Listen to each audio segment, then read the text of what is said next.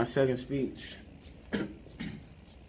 What makes you happy? Only you know. And every 2 years, people over the age of 18 go out and fill registration ballots for the legislation that makes them happy.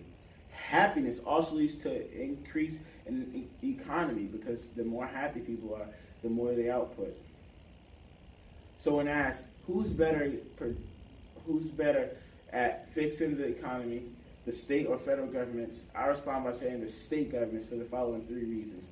First, state governments who are liberal will give people more happiness. More happiness will lead to an increase in economy and will determine the economy of the state. Secondly, state governments and their regulation or lack thereof will lead to the benefit or harm of its people, and only they are the best to determine if these are plausible. And third and finally, the federal governments won't act. First, we should look at the fact that the state governments that are liberal are more likely to be incentivized to make their people happy for economic gain. Let's look at Nebraska, who allow credit card companies to determine taxes and regulations and made their people easier allotted to debit and credit cards. Let's also look at New Jersey, who has no sales taxes in order to increase small businesses in New Jersey. Let's look at Colorado, who just legalized marijuana, and according to Mario Martinez of the New York Times, in January 1st, 2014, has led to $10 billion saved by Colorado by not enforcing pot prohibition. And has also led to a $67 million increase from marijuana taxes and sales. This shows that the state governments are gaining from making their people more happy. This is good for America because we want our people happy and we want a better economy. Second, finally, let's look at Utah.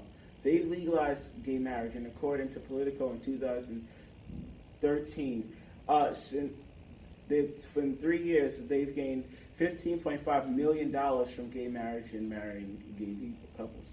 This shows that state governments are better suited because they're more incentivized to make people happy, because making people happy will lead to an increase in the economy and an increase in consumerism in the states.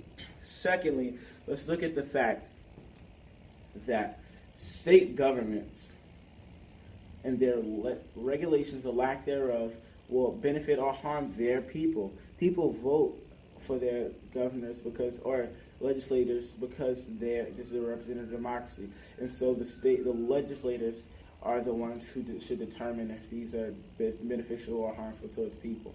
Case in point, fracking. According to Bloomberg News in 2013, fracking has led to 2.1 million jobs created for Americans and $10 billion and $283 billion increase in the federal government's budget. This shows that people gain from fracking, but however, according to Shana Foster in 2012, since 2009, 200 earthquakes in Oklahoma have been attributed to fracking. This shows that there are detriments and benefits to fracking, and only state governments can determine if these benefits or drawbacks are important to the people. This will make the people more happy because they will be able to determine the morals and if its benefits are truly for the people. And finally, the federal government will not act. According to Bloomberg, according to Politico in April 2014, the federal government passed a bill in the House to increase the debt ceiling. This is only after the federal government shut down. This shows that the federal government is too intertwined in things like political groups and other things in order to be directly benefiting the people. In opposition is New York.